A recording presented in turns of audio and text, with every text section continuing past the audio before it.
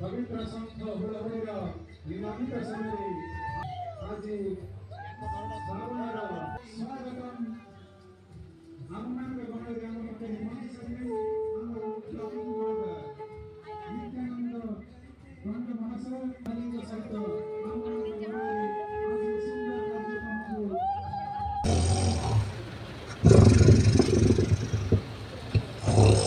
देखंतु कुंभकर्ण वर्तमान घुंगुड़ी मारुची उठीगला जोतार कर थी दिंतु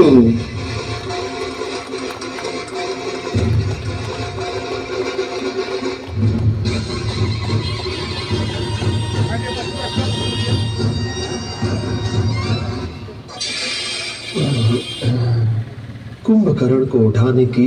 सभी ने बहुत कोशिश की, परंतु कुंभकर्ण नहीं उठ रहा।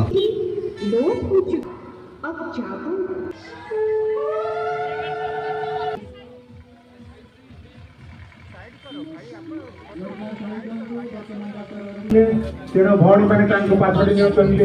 हमारा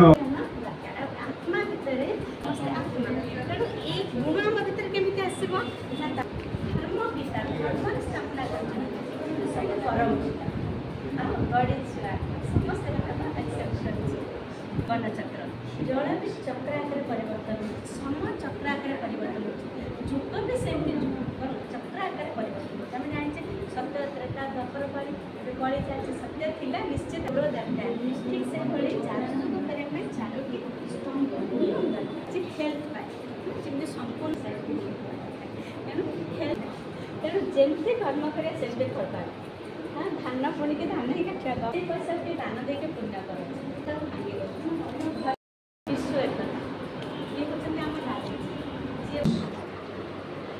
that is reflected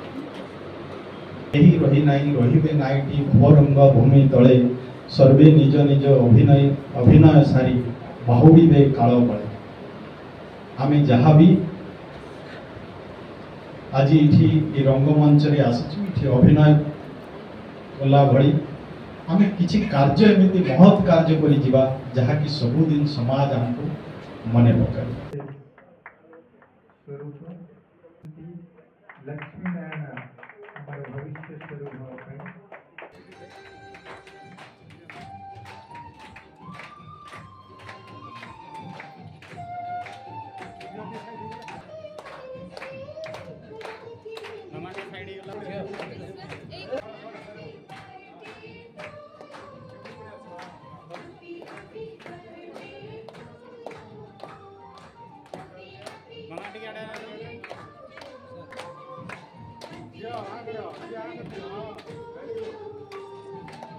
भविष्य